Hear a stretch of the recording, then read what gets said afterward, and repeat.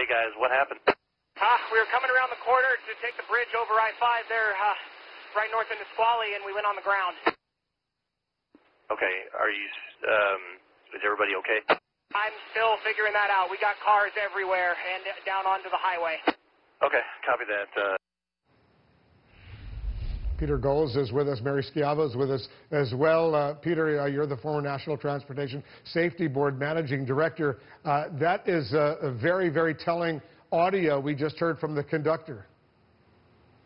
Well, it is, and I think it indicates that, that whatever happened, the engine was past the point where things started to go south. That the engine was still on the track. He was unaware of how serious the accident was, or just beginning to know how serious it was, and was clearly shocked. Is that extraordinary, unusual that the first car, the engine, is still apparently on the track, but the cars behind it are dangling and off track and upside down? No, not at all. I mean, sometimes that the engine, with its, it probably is 80,000 pounds, may initiate some sort of problem with the rail, but it's past it when the rail splits and the following cars start to have problems. Or there may have been a problem with the wheels of one of the follow-up cars. We just don't know yet, but it's not all that unusual. Mary Schiavo is still with us as well. Mary, former Department of Transportation Inspector General. Mary, I want to play that audio one more time. I want you and our viewers to listen carefully, and I want to get your thoughts. Listen to this. Hey guys, what happened? We were coming around the corner to take the bridge over I-5 there, right north into Squally, and we went on the ground. Okay, is everybody okay? I'm still figuring that out. We got cars everywhere and down onto the highway. Okay, copy that. All right, you heard him say they were going around the corner over the I-5. Go ahead, Mary, give me your thoughts. Well, I'm still unclear about whether it was a pull engine or a push engine.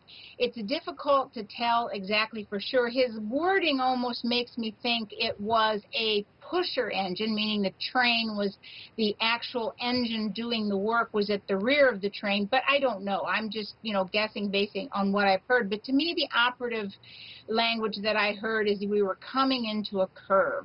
And again, I mean, there have been so many recent tragedies where that's when things go wrong. You're going into a curve, you either don't slow or you haven't been provided the right information. Whatever modifications were made to these tracks and whatever was done to allow this high-speed train to run over this section of track that didn't have high-speed service before, we don't know if they really did the right analysis and told them the speeds at which they should take this turn. And if it was a pusher train, they're going to be pushing the cars ahead of them at speeds that perhaps haven't been tested with those many cars before. But again, I don't know the answer, whether it was a pulling train or a pushing train, or maybe they had engines at both ends, which would be a little unusual. They wouldn't both be working, but the curve and his description make me think it was a speed on a curve. Peter, look at the, I assume you can see air, you can see video, you can see the pictures we're showing. These are live pictures coming in. These are the first time we've seen the full extent of this derailment, and you see those cars on the ground there, and as the police spokesman, the sheriff's spokesman said earlier, several of them upside down. Can you see these pictures we're now showing, Peter? Yes, I can. So describe what you're seeing right now. Well, this really is horrific, and I think indicates that the train was going at a high speed, probably at close to the 79 mile an hour limit, because these cars, there's a lot of physics involved. There you see the front. I think that's the front of the train, still on the tracks, but everything behind it looks like a disaster. Yep. Go ahead. Yeah, there's a lot of physics involved. That at that speed and at that weight, when something goes wrong, this is just a horrific event. And my guess is this train was traveling close to the 79 mile an hour limit. And you see that that one car dangling over Interstate 5, but on the other side, you see the cars, they're all over the place over there, and several of them upside down. Mary, I hope you can see these images we're showing our viewers as well. What jumps out at you? Again, I agree with Peter. I mean, it looks like this was a very high rate of speed. To have that much inertia and that much inertial force to literally fling that many cars off a track. Now, if you have a train crash where it's a line, where it's a rail out of alignment, you usually don't see that kind of a display of the cars. If it's an out-of-alignment rail, it's a little bit of a different kind of thing. It jumps the track, but you don't see this kind of far-flung tragedy. And I would have to agree that it looks to me that it was a pretty high rate of speed. You know, let's hope they weren't operating above the track speed limit, but going into a curve, it looks to me like the train could not take that curve at that speed. I know it sounds simplistic and nothing's ever that easy, but that's what it looks like. Yeah, I just want to point out the Governor Inslee of Washington State, he's just declared a state of emergency in Pierce County where this derailment took place. You know, Peter, when a train like this, a high-speed train, goes into a curve over an interstate, as is the case right here, is it up to the conductor to slow things down, or is it automatic?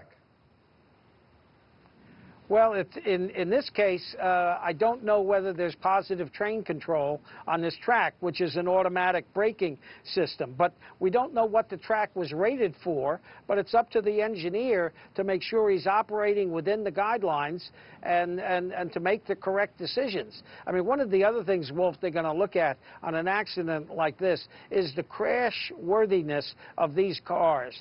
Did they protect the occupants the way they were supposed to? How were people injured? How were they killed, unfortunately? And were these cars designed correctly? Did they perform the way they were supposed to? This is going to be a very complex investigation. And we did hear, Mary, that was the engineer talking, saying that there's a problem. So the engineer is okay, and he'll be fully investigated and clearly interviewed at length by the NTSB, right? Oh, absolutely. They do, obviously, blood testing. They look at his, his activities or whoever the crew is, his and her activities the days before. What were their sleep? What's their sleep pattern? Did they have any problems? Were they alert? And, of course, the black box that records every time that hand touches any controls, throttles, etc. But even the health and well-being, mental well-being of the persons running that train are taken into consideration. But, again, you need to know, and presumably he had or she had the right data, depending on who made up the crew, as to what speed you should take that curve, what speed you should be going, and were they, observing that speed absolutely to the T and not exceeding it, because with this many cars off the track and that far flung, I should add one thing to what Peter said about the survivability of those cars. Not only that, these cars, if they were the newest, most modern cars, they're kind of like a, sort of like a sport plane. They can actually lean into the curves. You have a sort of a three-dimensional motion instead of two-dimensional motion. And they would have helped, if they were operating properly, take the curves at a high rate of speed. It's kind of like a racer on a motorbike. If you've seen, motocross races, as they go into a corner, they lean. Well, the modern train cars do that too, and they help just maintain, beat the centrifugal force on the tracks. They're pretty cool.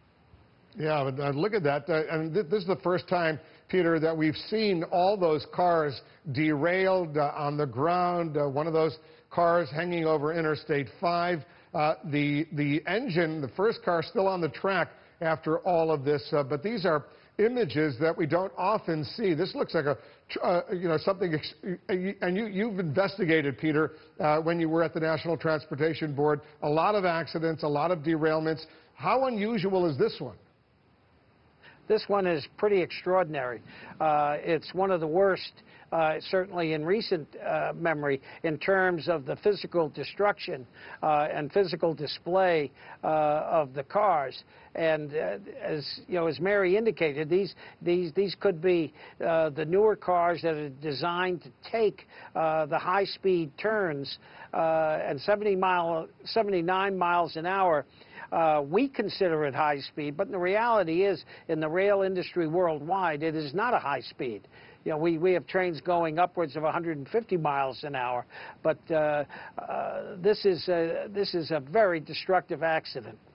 Yeah, and Mary, just to give us some perspective, whether in Japan or elsewhere, the trains are moving a lot more quickly than they're moving here in the United States, right? Absolutely. I had a chance to work at Japan Rail for a very short period of time when I was Inspector General. And what's cool and interesting and very different about the Japan Shinkansen, the bullet trains, is in the Shinkansen lines, there is no place, for example, where the trains meet surface traffic. They have overpasses, and that's eliminated. They built the tracks especially for the Shinkansen, so they don't have these, they don't have sharp curves to take.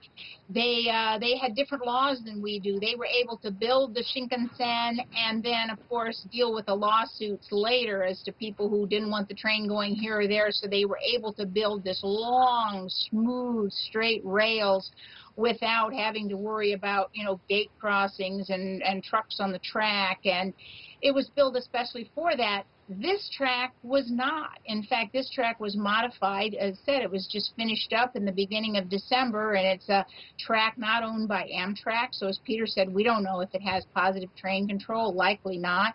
And then for parts of it, it had to shunt off to an inner city line. So this was a piecemeal patchwork of track. I mean, it's not Amtrak's fault if they tested properly in terms of what kind of track they have to use. We just don't have a Shinkansen track system in the United States. And so it's going to come down to what Amtrak tested. What did they do? Did they do the right thing of testing, and could this track take it? But Peter's right. This is not high speed. In Japan, some of the Shinkansen lines have set speed records at 200 miles an hour. Yeah. Pretty cool. Some of us who have seen those trains over there, it's really extraordinary and basically very outdated here in the United States, what's going on. I got another expert standing by, Peter, but remind me and our viewers why there are still no seat belts on these Amtrak trains. Well, that's been it was interesting. I was just going to mention that. They've debated that issue off and on for probably a generation, for 20 years. And it was felt that from analysis of previous accidents, that seat belts were simply redundant and would not have prevented the injuries that occurred inside. Now, they're going to look at that again. They're going to see whether the crash worthiness of the cars, which includes whether there were portions of the interior of the car that caused injury, and we'll be debating that question again. But Mary, question, let me finish your thought, Peter. Go ahead. I was going to say the real question is if we're going to have high-speed rail service in the United States, intercity rail service, are we going to commit the infrastructure improvements so that it can be done safely for the public?